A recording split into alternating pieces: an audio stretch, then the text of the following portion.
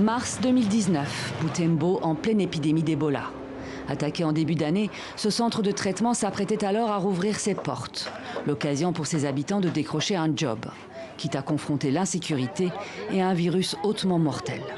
Alors nous sommes là pour chercher le boulot pour avoir quelque chose à manger. Ebola fait peur, mais pour le moment, les gens comprennent que c'est un danger.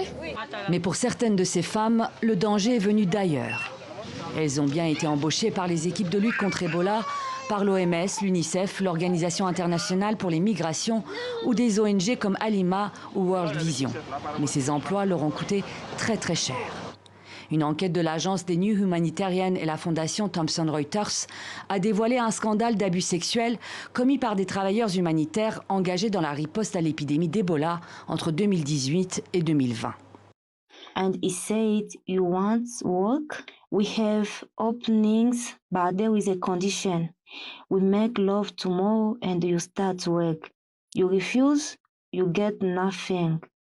C'est ce qu'a vécu cet employé de l'OMS qui a accepté de témoigner sous couvert d'anonymat. Les tests qu'on passait là, ce n'était que des mascarades. Le vrai test, c'était le sexe. Une fois que tu donnes le sexe, même si tu as échoué le test, même si tu as réussi, là tu es retenu. Il faut encore coucher avec les chefs là pour que tu renouvelles le contrat. Au total, plus de 50 femmes affirment avoir été victimes d'abus et d'exploitation sexuelle sous forme de chantage à l'emploi par des employés d'agences onusiennes et d'ONG. Parmi elles, au moins 30 femmes accusent des travailleurs déclarant être de l'OMS.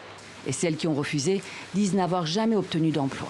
Je suis en train de chercher le boulot. Au lieu de me donner les rendez-vous au bureau, ils me donnent un rendez-vous à l'hôtel. J'avais des copines qui ont accepté, ils ont travaillé. Aujourd'hui, ils ont gagné quelque chose à cause de ça.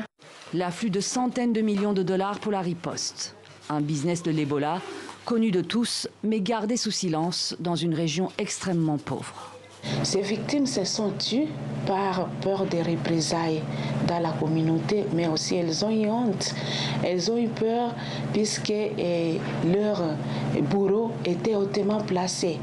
L'OMS a ouvert une enquête fin septembre.